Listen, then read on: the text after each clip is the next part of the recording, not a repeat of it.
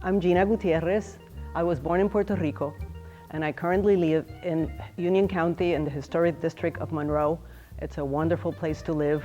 I absolutely love the fact that this is a city and a country all in one.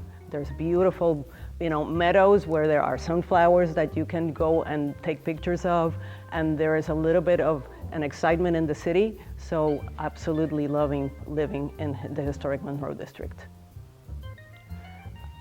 When I was growing up in Puerto Rico, my family, which also has a lot of longevity, and I'll talk about it a little bit, everybody sang. I remember my grandmother singing when she got up in the morning at 5 o'clock in the morning. She's making coffee and she's singing. My mother sang with my Aunt Paulita, and everybody around us. And there's a saying in Puerto Rico that says, "Hasta las piedras cantan," which means even the stones can sing. And I believe that. So my first foray, besides hearing my family sing all the time, was in 3rd grade when we had our chorus teacher that came from Spain, and he taught us, a few songs, and I was like, oh my gosh, I really like doing that. So then, as I was growing up, I started just listening to popular music, and I would take, like a brush, and I would stand in front of my mirror, and I would start kind of singing along with them. But we sang songs from the Mexican movies and the Spanish movies, and Puerto Rico, lots of salsa music, to dance. So between all the singing and all the dancing, it was just music all the time, every day. Sure. Once I realized I really love doing this, I really love singing, and I love music in general. I had the opportunity to go to a music school for middle school and high school, and you had to audition. It's like the North Carolina School of the Arts here. The equivalent is called Escuela Libre de Música, and many good famous musicians have come out of that high school and have continued on. So I started at the Libre de Música, and I studied percussion, and I studied some piano, and then my last semester, someone said to me, "Why don't you go take a voice lesson?"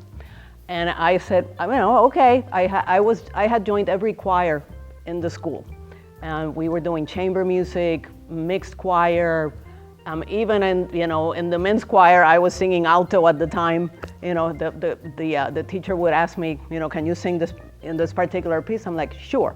So at the last semester, I went and took a lesson with this teacher and learned an Italian art song, and then I went and auditioned for the Conservatory of Music. I was fortunate enough to get in, and I studied with Maria Esther Robles, who was one of the preeminent sopranos in Puerto Rico. After graduating from the conservatory, I actually was accepted to the Juilliard School of Music on a scholarship, and I spent 2 years completing my degree in Master of Arts in Opera Performance from the Juilliard School, and lived in New York for about 25 years, singing and having the opportunity to go to Europe and sing in Latin America. Just awesome opportunities and experiences. At the present time, I'm working as what we call the lead licensure specialist for Union County Public Schools in the Human Resources Department, and I have been doing that for UCPS for the past 15 years. Kind of hard to imagine it's been that long, but it's been that long, and I consider UCPS basically the best school system in the nation. We care about our teachers, we care about each other. We try every single day, we strive to support them and support our students every day. And when I came to UCPS, I came with some experience, because while in New York, I also had the opportunity to work with the Board of Education in New York City. So I worked for the New York City public school system as well. In between my singing, I started at the Board of Ed in a part-time basis, and then, as things progress, life changes, I started working with the Board of Ed and ended up doing, recruitment and human resources, and then was able to come over here. And one of the things that's very unique about the job I do is that we actually have a cadre of about 106 this year. We have international teachers that come from all over the country, from all over the world. We have teachers from Colombia, from Peru, from the United Kingdom, and they basically teach our students about their culture.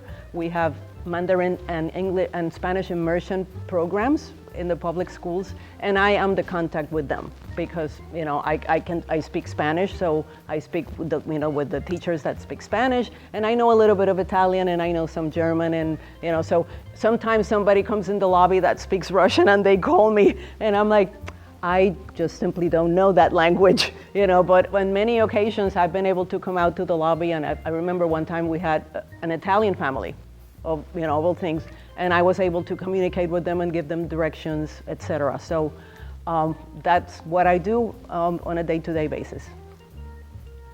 Oh my gosh, I mean, without music and without the visual arts and without theater and without dance, it's like the human spirit cannot, really propel itself. It's like you need to have those art forms so that people can show. You have some kids, for example, that from day one they know they want to dance, and if they don't have the opportunity to do that, how are they going to grow? There are people that simply without those art forms cannot flourish. So you need to have those art forms in a community so that we have different kinds of energy, we have different types of beauty that comes from all those different art forms to inspire us and to make us look at the world in different ways. Absolutely. Social media, you can check Union Symphony on Facebook, Instagram, go to the unionsymphony.org and come check out how wonderful this organization is and how much of a difference it's making in Union County and in the rest of North Carolina, I hope.